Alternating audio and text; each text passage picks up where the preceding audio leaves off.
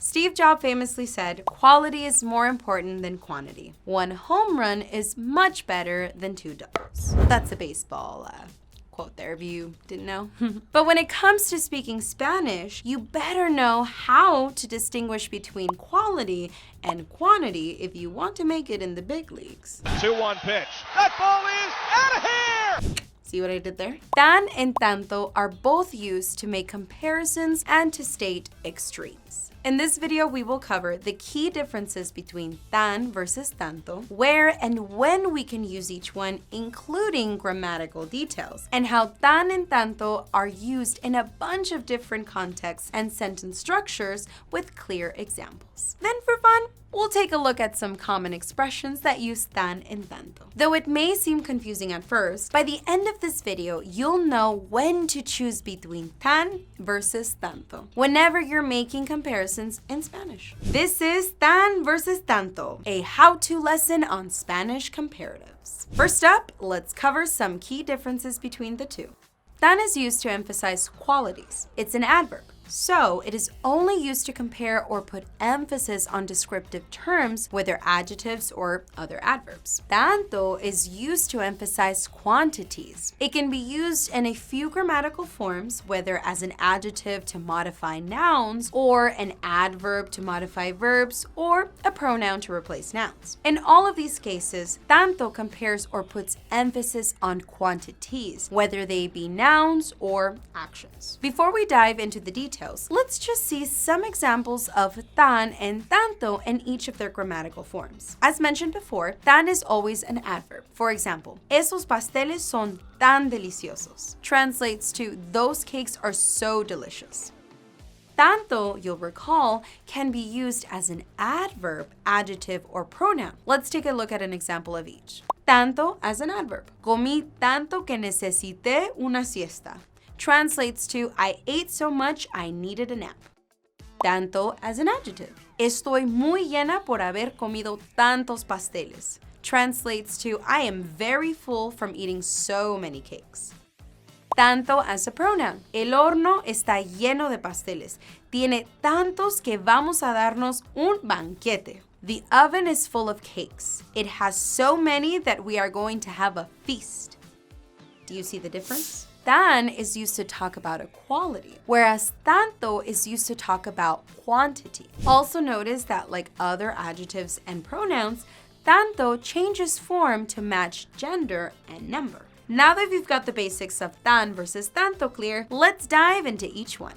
But before we do, remember, if you want to learn how to speak Spanish, make sure to check out baselang.com, where you can get access to unlimited one-on-one Spanish classes with native speaking teachers, all via Zoom.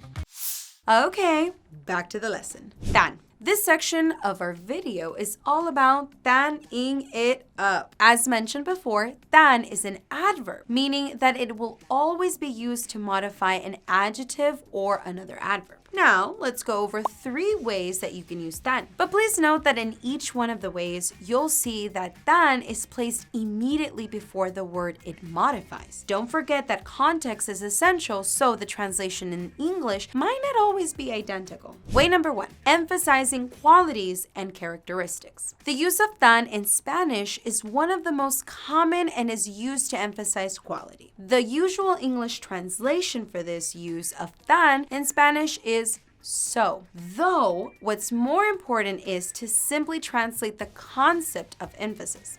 For example, mi hermano siempre acaba su tarea tan rápidamente. Translates to, my brother always finishes his homework so quickly. Another example is, mi madre es tan comprensiva, which translates to, my mother is so understanding. Way number 2, comparing qualities and characteristics. This is the most common comparative use of tan in Spanish. To compare one thing to another, we use this tan como structure. The equivalent in English is as blank as, like, as tall as big as wide as, you get the idea. For example, if I say, Raúl es tan alto como mi padre, which translates to, Raúl is as tall as my father, I am comparing one thing to another. If I wanted to compare a new item to an old item, I could say something like, este nuevo árbol es tan frondoso como el de nuestra antigua casa, which translates to, this new tree is as lush as the one in our old house.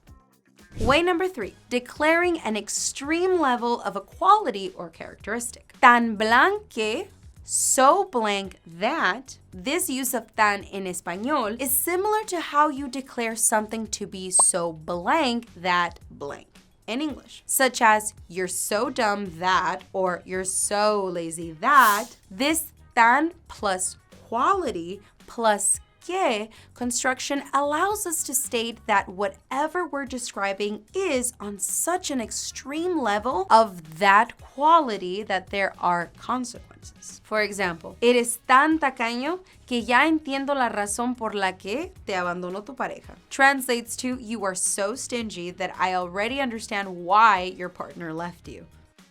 In this case, tacaño or stingy is the quality that is so extreme that it caused the consequence of the partner leaving. Another example, Cris es tan negativa que decidí no invitarla a la reunión. Translates to, Chris is so negative that I decided not to invite her to the reunion. In this example, the word negativa or negative is the quality that is so extreme that it caused the consequence of Chris not being invited to the reunion. Way number 4. Comparing how people do things. Tan blanc para blanc como. As blank at blank as. We can use tan to compare how well one person does something as compared with another person. Here's the basic structure of these tan blank para blanc como phrases. You take a person using I or someone's name plus a verb, then add tan, plus an adverb or adjective. Then para comes right after,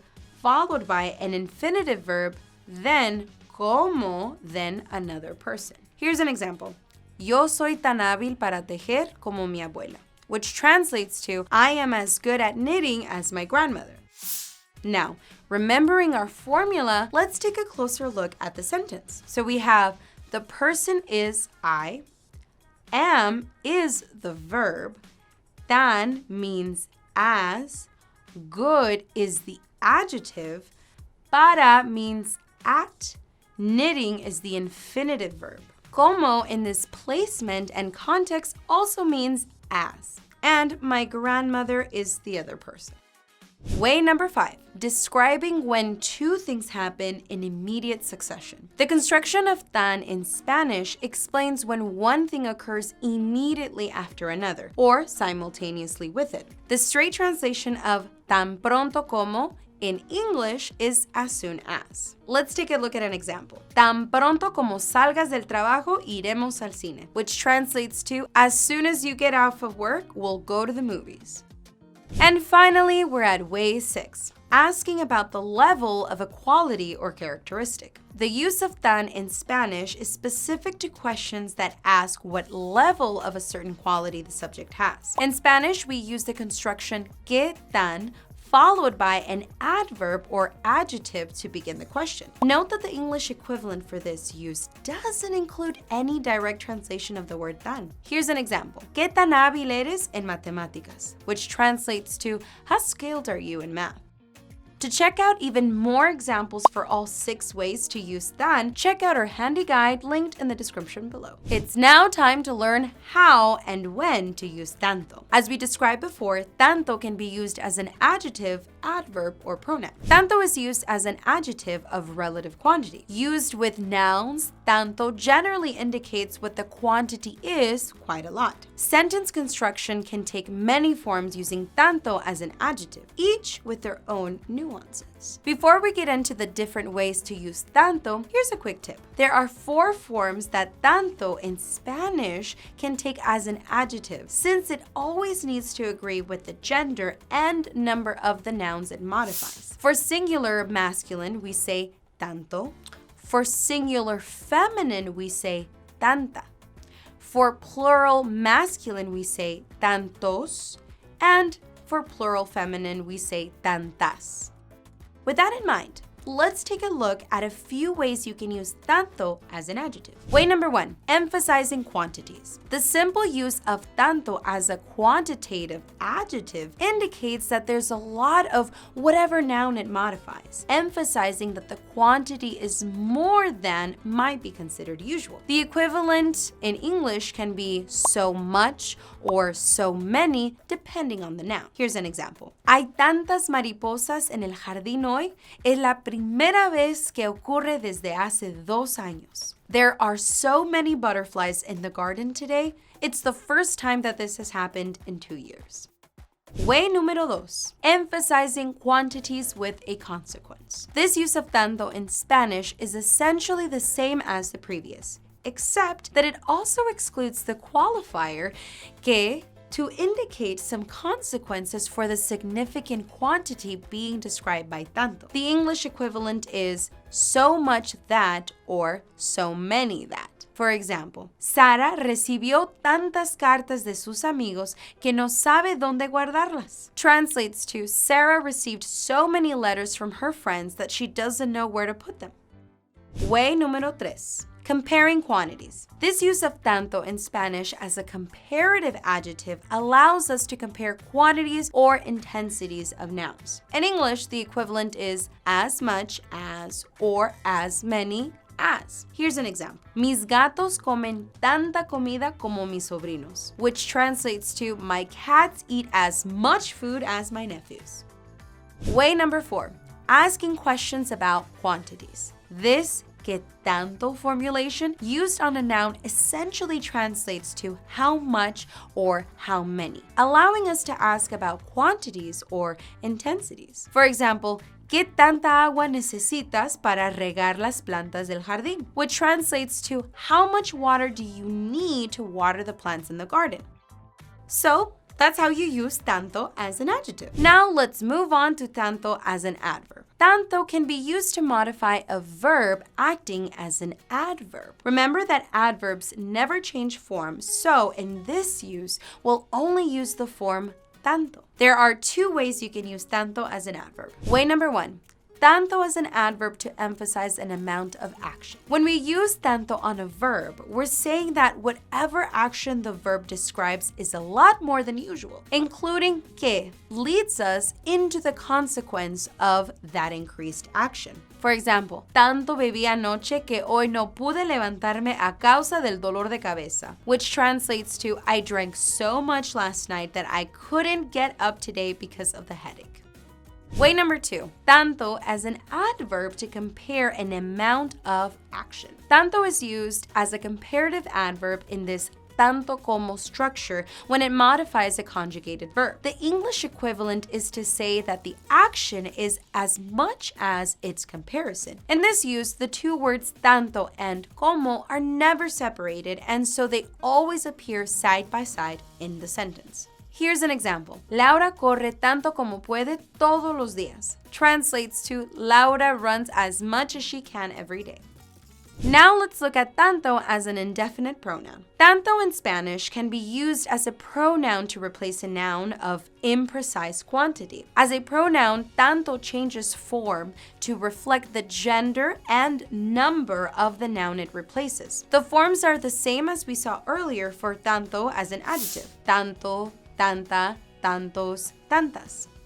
Here are 2 ways you can use tanto as an indefinite pronoun. Tanto as an imprecise quantity. Using tanto as a pronoun to replace a quantity of something makes it especially vague as to how much of the thing we're talking about. Often, tanto refers to a fairly big quantity, though it can also just be some or a bit. It all depends on the context. Here's an example. Deme 300 gramos de jamón y un tanto de pechuga de pavo, por favor. Translates to give me 300 grams of ham and some turkey breast, please.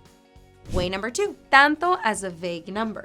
In this use, tanto acts as an imprecise number to introduce some vagueness to whatever quantity is being described. For example, ¿cuántos años tiene la hija del vecino? Creo que tiene 20 y tantos, no estoy seguro. Translates to, how old is the neighbor's daughter? I think she's in her 20s, I'm not sure. It's now time for something super fun. Here are some common expressions that use tan and tanto. In addition to the grammatical uses of tan we've covered so far, here are a couple of idiomatic expressions which are based on tan in Spanish, which I'm sure you've heard before. Tan terco como una mula is how you say stubborn as a mule. Tan lejos, tan cerca is how you say so close yet so far. For tanto, tanto tiempo is how you would say long time no see. No es para tanto is how you would say it's not all it's cracked up to be. For even more examples of common expressions using tan and tanto, check out our full guide linked below. Wow, we've just covered a lot of detail on getting to know tan versus tanto. So, let's do a quick recap to make sure we got it. The main point to remember is that we use tan for qualities and tanto for quantities. Tan is always used as an adverb to modify descriptive words, while tanto can be used as an adjective, a pronoun, or as an adverb to modify verbs. Going into the details of each, we saw a bunch of common sentences constructions when using tan versus tanto. Whether used alone or in conjunction with other words like como or que, both tan and tanto are very versatile while remaining in each of their respective realms for comparing qualities or quantities. Finally, we saw a few common expressions using both tan and tanto. This is certainly a lot to take in, so make sure to check out our handy guide below. Also in the guide, you will find an exercise that would help you practice using tan and tanto the right way. When it comes to learning Spanish, it's all about quality and quantity, so there's no reason to play favorites. If you want to practice this lesson or any other Spanish grammar with a live teacher, why not schedule your first Baseline class today? At Baseline.com, you get access to unlimited one-on-one Spanish classes with native-speaking teachers all via Zoom. Try your first week for only $1. If you're looking to clear up some more tricky Spanish concepts, check out Stem-Changing Verbs in Spanish, explained for beginners. Thanks so much for watching, and I'll see you in the next lesson.